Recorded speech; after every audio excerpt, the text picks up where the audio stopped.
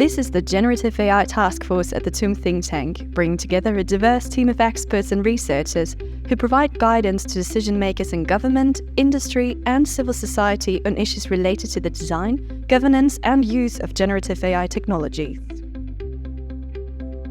Today we're speaking with Georg Groh from the TUM School of Computation, Information and Technology.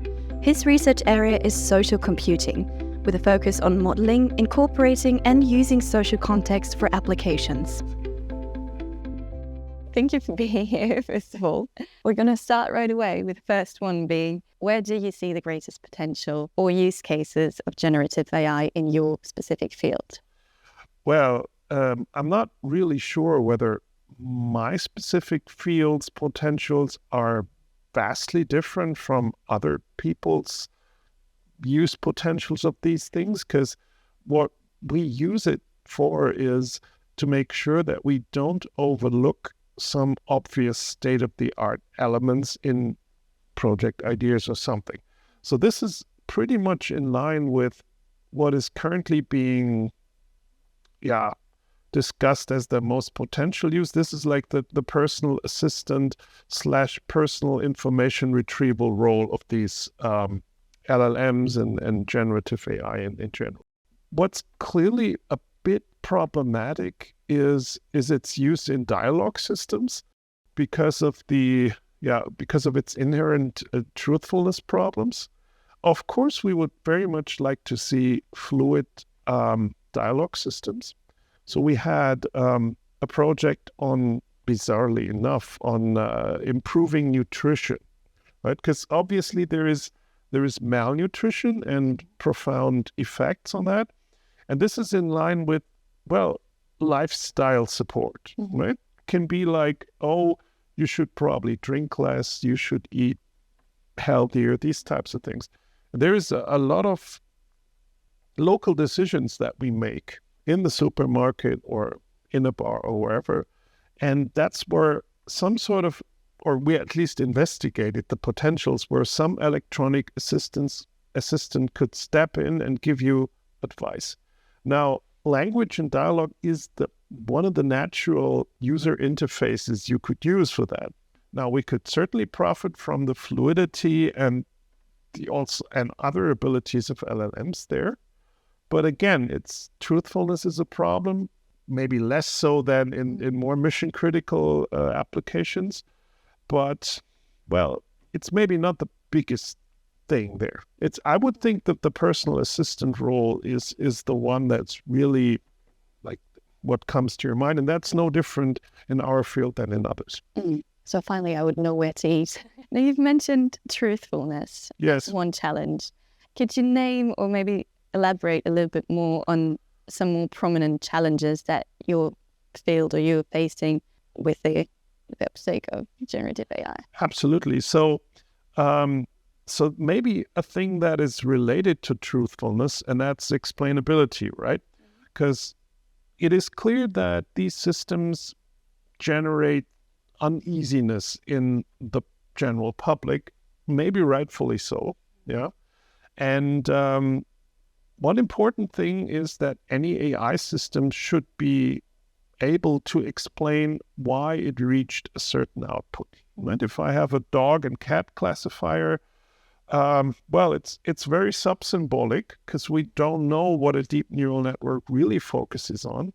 But if you have something slightly more symbolic, we would like to have an explanation, right? Now, as large language models are constructed, basically they're deep neural networks, and in contrast to what we had before, we offer them similarity features in terms of embeddings and stuff coming from the idea of attention, paying attention to certain aspects in the previous output or the prompt that you're giving it.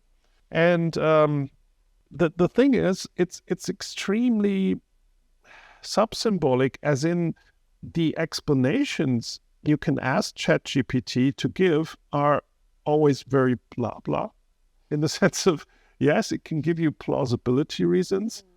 And since they are not equipped with a symbolic reasoning engine or some equivalent of it, whatever that might be. It's like one of the greatest unsolved riddles in artificial intelligence. It cannot give you a precise stepwise argumentation, right? And if we ask it for mathematical solutions, it will work with plausibility in the end. It has read something along those lines, so it's plausible, right? And so if we solve the truthfulness problem, or we work towards solving it, we can also maybe tackle the explanations better. Because at the moment, there is no explanation for the output GPT generates, right? It does so, yes, because it chooses the words according to their highest probability and sampling that, but that's about it. Yeah.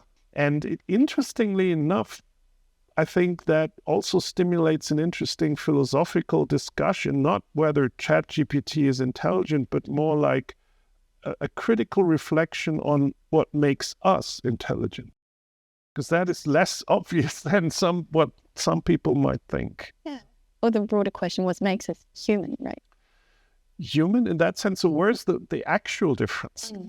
Because if a jazz musician, when jamming with his other fellow musicians, will likely use some sort of library of licks and chord progressions, such as any composer or painter. Now, no offense, that's a computer scientist's perspective on art, but if these things are dear to us, which I think they should be, we need to come up with a distinction that really makes sense, other than, it's creativity, because these systems are creative, not at the highest levels right now, maybe, but we should reflect on our own creativity, what it really is. And you already touched on what the public debate was so far with intelligence, how can we kind of govern those systems, but are there any things that you are particularly missing from that debate, or blind spots that we haven't even touched upon in that broader sense? So there's a lot of talk about these systems right now, and there's a lot of perspective. So I don't think that there's actually a secret blind spot that only the knowledgeable know about. But I just want to emphasize some that popped up in the discussion, and that's democratic control, truthfulness, and also, how should I put it? Current AI is very US-centric and maybe China-centric. And this is a challenge for the European Union, of course. And getting the turn to the larger topics, it's not a competition thing first and foremost. Like, the US guys or the Chinese guys have that, so we also need to have it. Because competition in the old sense might be something that we need to overcome. I know that this is really very philosophical or very naive in a sense, but there are so many challenges that we see right now, and AI is just one of them, where we need to deviate from our growth-oriented economy competition. I want the biggest SUV in my foregarden type of personal freedom-centric thinking towards a more collaborative problem-solving mind, right? And this is true especially for those things, because if those rest in companies only, there is no democratic control, and there's like economics-based competition aspects to that, which can be very dangerous. Like, I don't have a basement full of graphics cards that I can use to fine-tune these models. No one at a university has. I don't have like 100 million to train my version of GPT. So, and that is not a problem per se, because Google or OpenAI are not the devil, but we must see to that they don't become the devil in that sense that I just explained, right? And this is, for some, the discussion is esoteric, as in, of course, climate change and AI and the people that starve in the world. Yes, but it's maybe in the sense of technological singularity in these types of scenarios, it's a good point to start thinking differently as humanity. So I know big words, but I feel like the time is maybe ripe for doing this. Yeah. So maybe there is a chance that we can. Why not? Shift after all. Yeah, absolutely. Yeah. And now that we've talked about that aspect of what we're not discussing, I want to quickly touch upon generative AI that has been around for some years, but only now we've become aware of it because there's finally like something that we can use as a use case for it. And given that we, like broadly in society, haven't known about it for the past or only 12 months ago, where do you expect us to be in 12 months' time? I know you're not a forecaster, but still, like, could you give some insights on? Sure, I can try, because obviously the default answer to that question is it's very hard to say or to tell, right? And rightfully so, because we can right now it appears to be quite clear what transformer-based models' limits are. You can train it very broadly on the text that we find on half the internet, and it's surprising to see how breadth in data input for training can generate synergistically, or at the bottom line, stuff that's really astonishingly clever, right? Now, in terms of truthfulness, as I said, the classical challenge in artificial intelligence is to bridge the gap between sub-symbolic systems that just train weights on neural networks and don't follow a traditional mathematical, philosophical reasoning, symbolic reasoning, and that world, right? Because mathematics uses symbols. Any logical theory uses symbols and symbolic reasoning, right? And that's what we need in terms of ensuring truthfulness, right? So there have been attempts to do this, as in the semantic web, ontologies being created, symbolic reasoning-wise on the web, but they have not been successful. Why? Because of largely about the human factor, right? Because who should agree on an ontology modeling a certain domain? That's very hard already in our everyday conversation. And also computability issues, decidability issues. It's mathematically non-trivial to construct deduction systems. But maybe one future development that we might see is that these systems play against each other in the sense that we know from other fields of AI, and try to generate symbolic structures that are at least coherent with the LLM output, right? Which would be interesting, because the system is maybe reasonable enough to do that.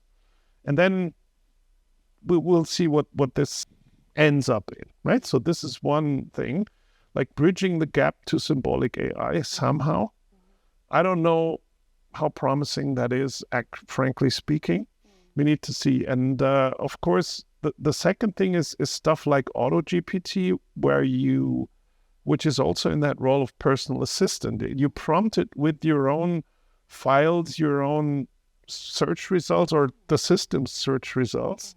And then you can add another dimension of personalization, contextualization that we don't see in out-of-the-box ChatGPT, you know?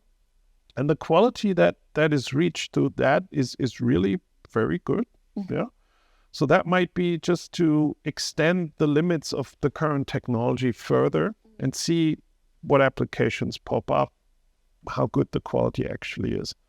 And then, of course, trivially, coding, which is something, I mean, all the tools that humanity invented kind of got us rid of some boring everyday challenges, of course. And this is not very vastly different in terms of programming and other technology uses. We will see where the limits are, right? I can tell the thing, get me a JavaScript code for a website that has these and these properties. It has seen enough of that to do a good job there. So this is clearly, also perceiving these things as just tools.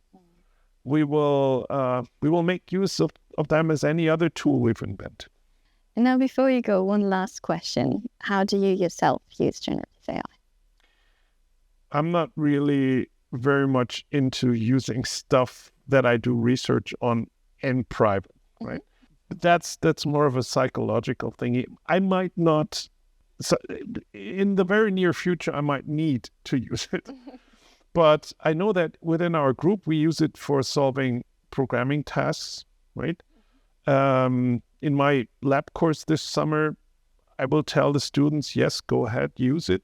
It's a tool, just cite it. And what we really use it for is this plausibility checking, viewing it as an oracle, semi-dumb oracle that has seen a lot of stuff, and that I can ask, am I missing a crucial point here? Or what we also use it for is to go over our papers and reformulate just on the very basic language level, because we're all prone to German, English, at least I am. And so that's where we can do some corrections. Not without review, of course. Yeah. No, that's interesting. And thank you so much for these insights. Is there anything left to say for you? Not really. I mean, I hope that we can contribute to mediating and communicating about these things, because I perceive we have a trust crisis in society at the moment. People have a tendency to mistrust or distrust large companies, science, politics, and so on. And we need to tell people, listen, we're not your opponents. We're on your side. We're in this together. Yeah. And this is what I think we should strive for. Communicate, talk to people, answer questions if we can. Yeah. And that's a thing I would hope for, that really we can contribute to. Thank you for listening. If you have questions, challenges, or use cases that you want to bring to the task force, write us at TUM Think Tank at hfp.tum.de.